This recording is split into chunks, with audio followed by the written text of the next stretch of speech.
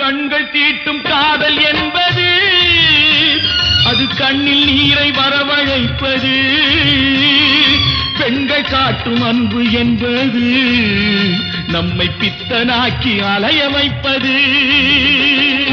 யாருக்காக?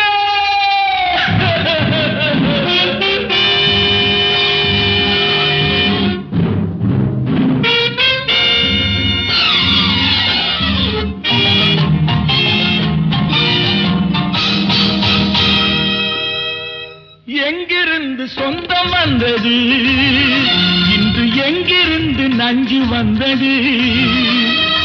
அங்கிருந்து ஆட்டுகின்றவன் தினம் ஆடுகின்ற